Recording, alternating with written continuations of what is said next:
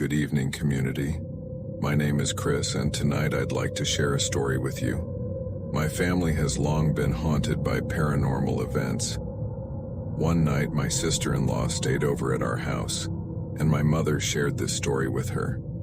She mentioned that among all the places we've lived, there was one house where we often felt afraid.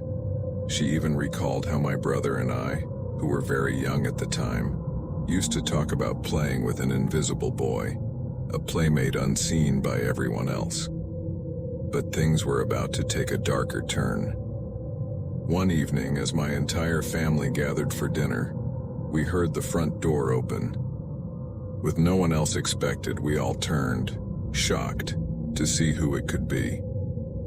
There stood a woman dressed entirely in black, her face obscured by long, pitch-black hair. In silence, we watched as the woman, without uttering a word, ascended the stairs and disappeared into the darkness of the upper floor. Everyone present was baffled. Who was that woman? What had just happened?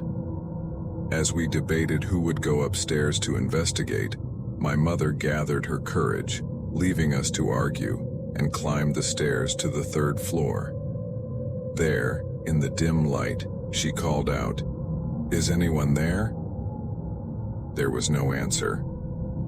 But then, from one room, she saw the woman emerge, walk to the balcony at the end of the hall, and without hesitation, jump into the void. My mother could scarcely believe her eyes. After the shock wore off, she approached the balcony and realized there was no one below. There was no sign that anyone, at least anyone from this plane of existence, had jumped from there. After that initial encounter, the woman would reappear to repeat the same routine: ascend the stairs, enter a room, emerge, and throw herself off the balcony. Her appearances became so frequent that the family simply grew accustomed to them. The only explanation we could find was that the family who lived there before us practiced witchcraft. My great-grandmother used to rent the house to them, and when it came time for us to move in, the man swore and cursed that after him, no one would ever live there in peace. Thus, as night fell, my family braced themselves to once again witness the woman leaping from the balcony.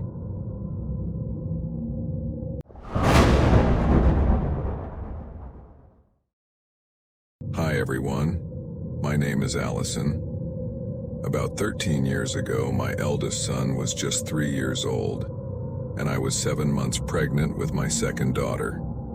As a single mother at the time, I lived with my mom. I worked at a shopping center, and after a particularly fierce argument with my mom due to various issues, I decided to move out of her house. A few days later, a relative helped me find a small house close to theirs, which was also relatively near my mother's, so despite our fight, she continued to look after my son while I worked. The house was small with a peculiar, odd layout. It had no bedrooms or divisions, resembling one large room. There was a window at the front and a glass door with side windows next to it.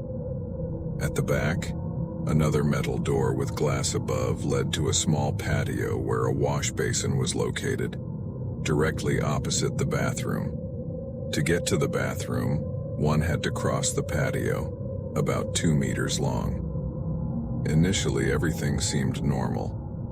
My son quickly adapted to the house and all seemed well. He enjoyed staying with my mom because he got to see my sister, whom he adored deeply. To this day, they share a special bond even better than what he has with me. He seemed perfectly content in the house and would stay up late playing, but I started to hear things.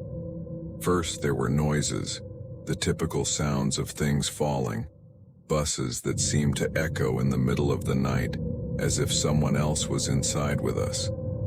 I tried to attribute these sounds to voices from neighboring houses seeping into our wall-less home. Since I had no furniture, I wanted to believe these were echoes from nearby houses, a way to rationalize what was happening. One night, reminiscent of a scene from a horror movie, I was awakened by the loud ticking of a clock, louder than I had ever heard before. The ticking was unusually loud, accompanied by those voices and thuds I had tried to grow accustomed to but kept me awake.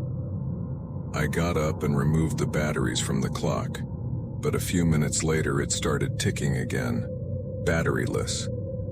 My son slept deeply, as always, undisturbed by the noises that were almost unbearable to me. I began spending more time at my mom's place, avoiding my own. My family didn't believe in ghosts, and though I told my mom and sister what I was hearing, neither took me seriously.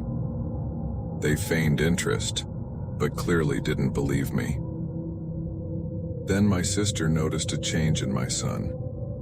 He had always been open with her, playing and talking as if they were siblings, speaking quite clearly for a 3-year-old. She loved teasing him, but he suddenly stopped playing with her. He no longer wanted to go to my mom's and developed terrible dark circles under his eyes. My sister, now married and not living with my mom, would still visit specifically to see my son, always bringing him little gifts or sweets, which he now ignored. At first it was just indifference, but then he became aggressive towards them, using insults no one in the house used. One day when my sister brought him a talking and walking Barney toy, thinking it would delight him, he showed no interest.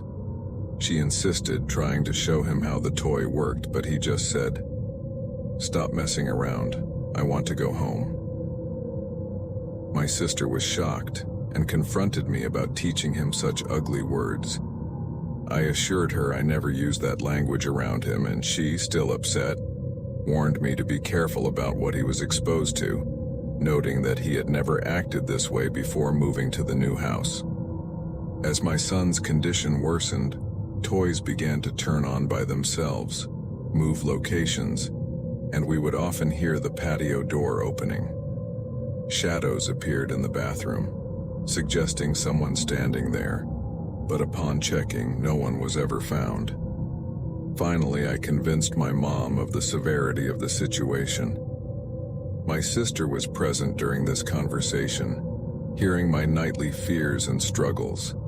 My mom, still skeptical, advised me to pray to God to ease my worries, but my sister, concerned by my son's behavior, offered her house, which I reluctantly declined.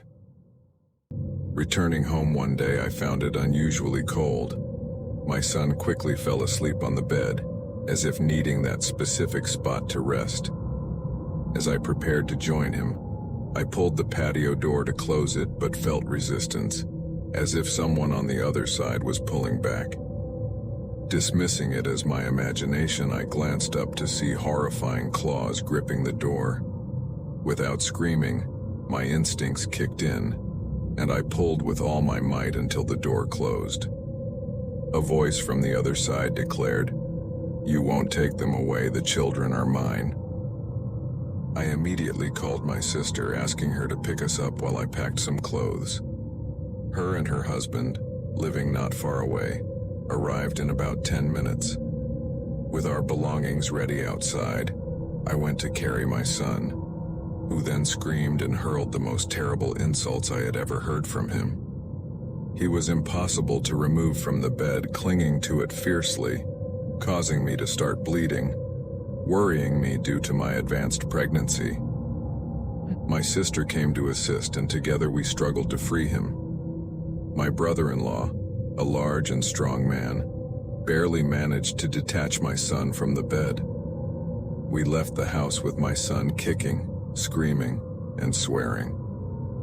Noticing I was bleeding, my sister urged me into the car, promising to lock up. As she was closing the door, she screamed, dropping the keys. My brother-in-law rushed to help, but after a brief exchange, he quickly locked the door and returned to the car. Later, my sister revealed that she saw a terrifying face peering from inside as she was locking up. They rushed me to the hospital, where I stayed the night. My sister took care of my son, who only calmed down after they started praying.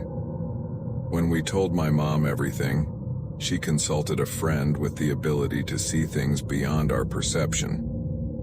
After seeing my son, the friend urgently advised us to leave the house, warning that the entity haunting it was not a ghost, but something far more malevolent, desiring my children.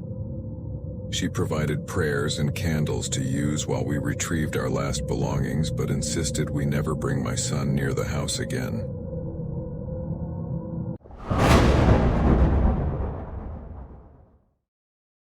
You know what it's like to live in a haunted house? It's ugly, but the worst part is moving into one with complete peace of mind, not truly knowing what you're getting yourself into.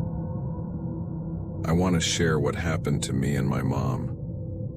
After many, many years, we were asked to leave the apartment where I had lived my entire life. They were going to sell the entire building, and we could no longer stay there. We soon found a place, a similar apartment a few blocks away. I would always arrive home tired from work, after 10 at night, too late to say goodnight to my mom, who went to bed around 9:30. But one night when I got home, I heard her awake, praying. It struck me as odd. Something must have happened, surely.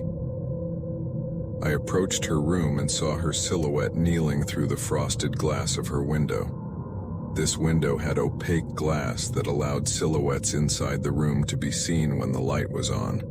A very odd thing for a bedroom door. I asked from outside if everything was okay, and she stopped praying. I noticed her silhouette turn towards me, then suddenly, I could no longer see her. I thought she must have turned off her bedside lamp. Worried, and despite how tired I was, I couldn't sleep. After a while, I heard the apartment door open. Alarmed, I went to check and realized it was my mom coming in with a neighbor. I asked her when she had left, telling her I had just seen her praying in her room. That's when she explained why she had left. She had been out all afternoon because she clearly heard someone praying in my room. Poor thing didn't dare to look. She left and waited at a neighbor's house until the time I would arrive. I have no idea what she heard or what it was that I saw in her room praying.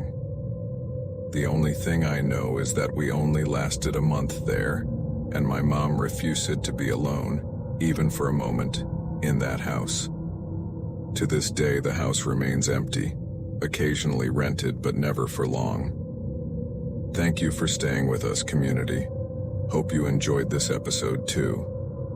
Good night. See you in the next video.